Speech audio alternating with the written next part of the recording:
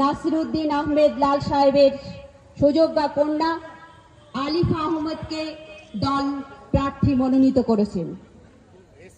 সকলকে প্রথমেই আমি আমার অনেক অনেক কৃতজ্ঞতা, শ্রদ্ধা, নমস্কার, ভালোবাসা জানাই। আগামী যে 19শে জুন উপনির্বাচন, আপনাদের আমি প্রার্থী হয়ে আজকের এই মঞ্চে উপস্থিত হয়েছি আপনাদের সামনে দুটো কথা রাখার জন্য।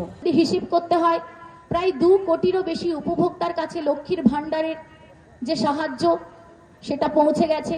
প্রায় 90 লক্ষেরও বেশি মানুষ মেয়েরা আজ কন্যাশ্রী পাচ্ছে এবং নিজেদের পড়াশোনা চালিয়ে যেতে পারছে।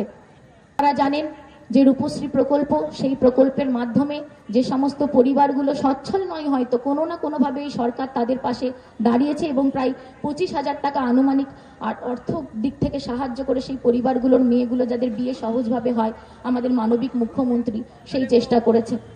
আজ ঐক্যশ্রী আমাদের মুখ্যমন্ত্রী চালু করেছেন, যার মাধ্যমে প্রথম শ্রেণী থেকে পিএইচডি পর্যন্ত পড়াশোনার যে স্কলারশিপ সেটা আমাদের সরকার সেই সহযোগিতা করে দিয়েছে। এই কালীগঞ্জের বুকে যদি আপনাদের আশীর্বাদে আমি জয়ী হই, ক্ষমতায় আসি, তাহলে আমি প্রথম কালীগঞ্জের বিধায়িকা হব যে একজন মহিলা হবে। আমাদের এমপিও একজন মহিলা, আমাদের যিনি সরকার চালাচ্ছেন আমাদের মুখ্যমন্ত্রী একজন মহিলা।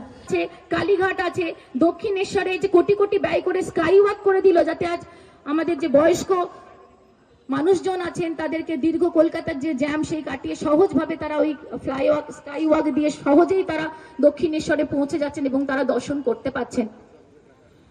দীঘাতে জগন্নাথ মন্দির কোটি কোটি টাকা ব্যয় করে আমাদের দিদি করে দিয়েছেন আপনাদের সুবিধার্থে, যে পুরী যাতে না যেতে হয়। শুধু মন্দির নির্মাণ করে তিনি কিন্তু থেমে থাকেননি, সেই মন্দিরের প্রসাদ যে সমস্ত বয়স্ক লোকরা হয়তো দর্শনে যেতে পারেননি, সেই প্রসাদ তিনি ঘরে ঘরে পৌঁছানোর ব্যবস্থা করছেন এবং সেই সঙ্গে সঙ্গে জগন্নাথের একটা ছবিও তিনি বাংলার ঘরে ঘরে পৌঁছে দেবেন, যাতে ঘরে বসে আপনারা সেই জগন্নাথ দর্শন করতে পারেন। ঠিক যেমন দুয়ারে সরকারের মাধ্যমে সরকারের সমস্ত প্রকল্পের আওতায় যাতে আপনাদের আনার চেষ্টা করছে আমাদের সরকার, ঠিক সেই রকম ভাবেই পুজো আপনারা যাতে খুব সুন্দরভাবে পালন করতে পারেন তার ব্যবস্থা এই সরকার করছে।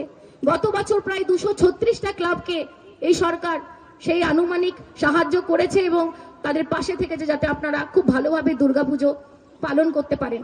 বিগত কয়েক বছর ধরে দেখেছেন যে আপনাদের বিধায়ক যিনি ছিলেন আমার পিতা, তিনি সবসময় চাইতেন কালীগঞ্জের উন্নয়ন এবং তার কাছে শিক্ষা ছিল একটা বড় মাপকাঠি। এবং এই মাটিয়ারির বুকেই দুটো স্কুলকে, আপনাদের এখানে অঞ্চল প্রেসিডেন্ট আছে, তিনি একটা ভালো অঙ্কের টাকা দিয়েছেন যাতে স্কুলের পরিমাণ উন্নত হয়। আপনারা জানেন পলাশীর একটা আলাদাই ঐতিহাসিক গুরুত্ব আছে, প্রত্যেক ইতিহাসের বইয়ের পাতায় আমরা পলাশীর নাম পড়ি, কিন্তু সেইভাবে পলাশীকে এখনো কিন্তু পর্যটন শহর হিসেবে আমাদের গড়ে তোলা হয়নি। সেই পর্যটন শহর হিসেবে গড়ে তোলার ব্যাপারেও আমরা ভাবতে পারি।